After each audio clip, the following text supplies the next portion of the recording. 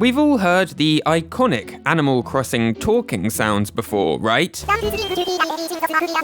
But what do those sounds actually mean? Where do they come from? How are they recorded? Well, in this video, I'll be deep diving into the fascinating topic of Animal Crossing's Animalese. Let's uncover the hidden meaning behind the Animal Crossing language.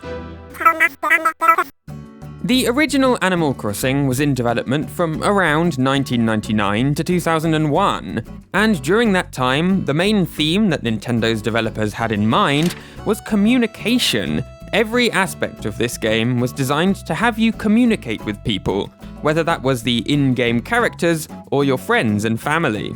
Like, here's an example. Some of the game's inhabitants have rude personalities and will say mean things to the player.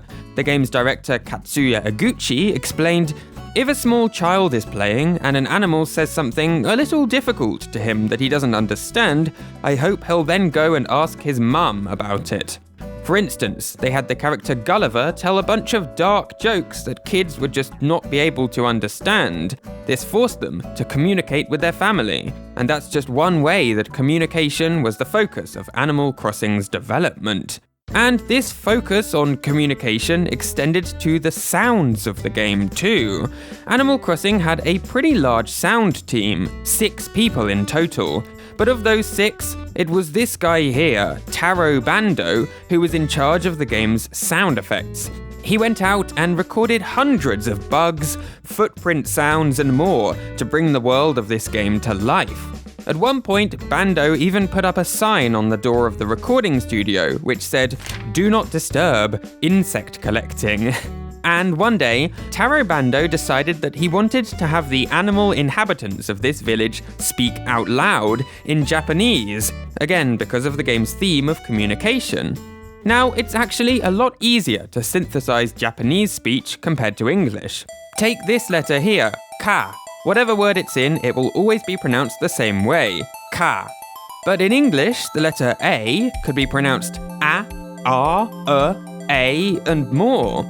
So, for example, if you want to have a computer say the phrase good morning, that's pretty difficult. The computer has to figure out, okay, is this good or jud or good or something completely different? It's pretty hard. But with the Japanese phrase Ohio, which also means good morning, all you have to do is record one of every sound from the Japanese alphabet and then play them back in the order they appear in that word. It's much easier. And so, Taro Bando began working on a simple Japanese language synthesizer that he could use to have each animal read their dialogue out loud. The first stage was to record every sound that appears within the Japanese alphabet. Now, as for whose voice Taro Bando recorded, that's a bit of a mystery. It might have been himself, or another member of Animal Crossing's development team, or it could have been someone else entirely within Nintendo. That's a bit of a mystery, I'm afraid. But after the sounds were recorded, the next step was to play those sounds back in the right order so that they sounded like words. With that done, Taro Bando's synthesizer was complete. It ended up sounding pretty good. The only problem was that the characters would end up speaking too quickly. Taro Bando explained, "This is a game where messages are also displayed in text when you talk to someone, and we couldn't get the timing right between the synthesized voices and the text subtitles. They would end up speaking too fast," which left him with a dilemma. If he couldn't get the characters to speak at the correct speed, but he still wanted them to speak out loud, then what should he do? In an interview, he said, "We thought about it for a while and realized that since these are animals, there was no need to make them talk like normal humans. Maybe it wasn't so important to know exactly what they were saying. Maybe all the players needed was to know the feel and tone of what they were talking about."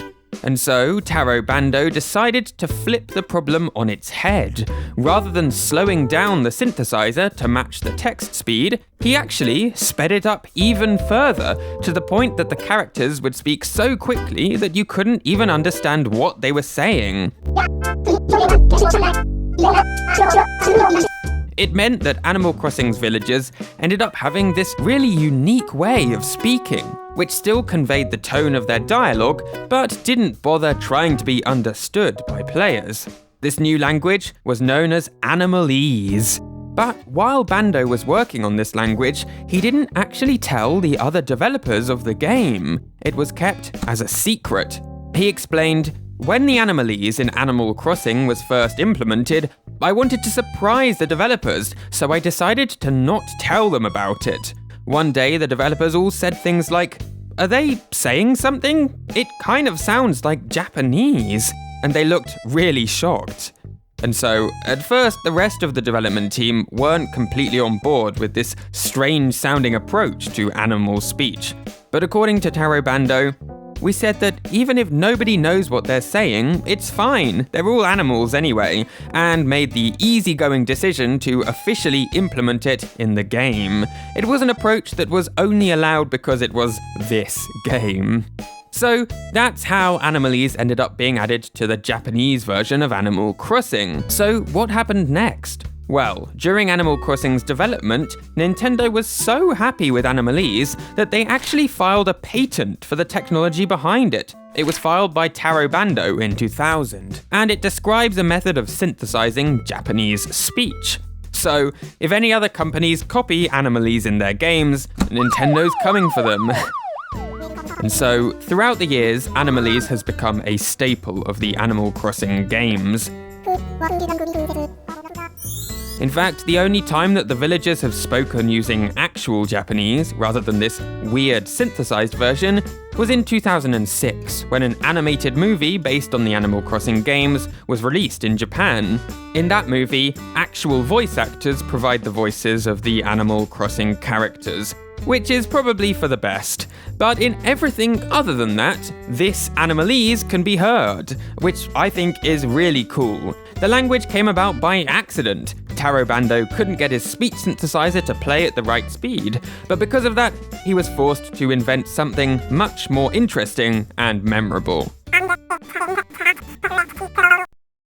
Hey, thanks so much for watching. If you liked this video, I think you'd really enjoy my video about how Isabelle was created. It's a pretty interesting story, I think. And a huge thanks to both Alex R and ObservingTrain who helped with the translation for this video. So until next week, bye!